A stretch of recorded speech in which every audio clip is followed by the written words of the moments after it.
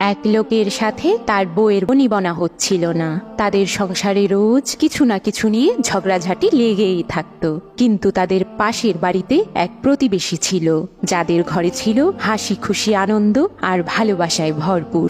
একদিন লোকটির হাত থেকে চায়ের কাপ পড়ে ভেঙে গেল। এ নিয়ে স্ত্রীর সাথে তুমুল ঝগড়া লাগলো। লোকটি তখন বলল, আচ্ছা, তুমি কি কখনো আমাদের প্রতিবেশীর বাড়ি থেকে ঝগড়াঝাটির শব্দ শুনেছ? স্ত্রী উত্তর দিল, কই না তো, কখনো শুনিনি। তখন লোকটি রেগে গিয়ে বলল, তাহলে গিয়ে দেখো কেন শুনতে পাওনি। লোকটির স্ত্রী কৌতূহল নিয়ে গোপনে তার প্রতিবেশীর বাড়ির জানালায় উঁকি মেরে দেখলো প্রতিবেশী মহিলা রুটি বানাচ্ছে, তার স্বামী ফোনে কথা বলছিল। এমন সময় স্বামী রান্নাঘরের দিকে আসতে গিয়ে নিজের অজান্তেই পানি ভর্তি বালতিতে ধাক্কা লেগে গেল। অমনি এক বালতি পানি মেঝেতে ছড়িয়ে পড়ল। স্বামী সেই পানি পরিষ্কার করতে লাগলো। তা দেখে তার স্ত্রী এসে বলল, এই, এটা তুমি কি করছো?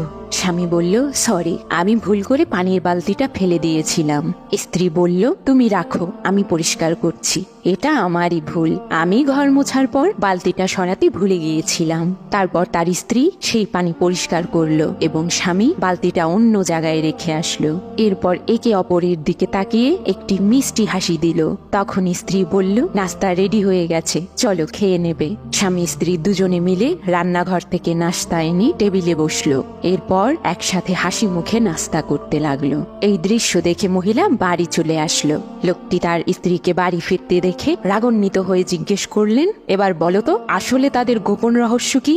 স্ত্রী উত্তর দিল, তাদের পরিবারে তারা একে অপরের কাজে সাহায্য করে এবং সাপোর্ট করে, আর আমরা মনে হয় আমাদের রাগ এবং একে অপরকে আঘাত করে কথা বলার জন্যই রোজ এমন ঝগড়া লাগে। বন্ধুরা, স্বামী স্ত্রীর মধ্যে ঝগড়া, মনমালিন্য সব সংসারেই হয়ে থাকে। কিছু সময় পর সব ঠিকও হয়ে যায়, কিন্তু রাগের বশে একে অপরকে আঘাত দিয়ে বা নোংরা ভাষায় কথা বললে এই দাগটি ঠিক মনের এক কোণে রয়েই যায়। তাই দাম্পত্য জীবনে সুখ শান্তির মতোই ঝগড়াটাকেও উপভোগ করুন এবং একে অপরকে আঘাত দিয়ে কথা বলা থেকে বিরত থাকুন। আপনাদের সকলের জীবন সুন্দর ও সুখময় হোক। আল্লাহ হাফিজ।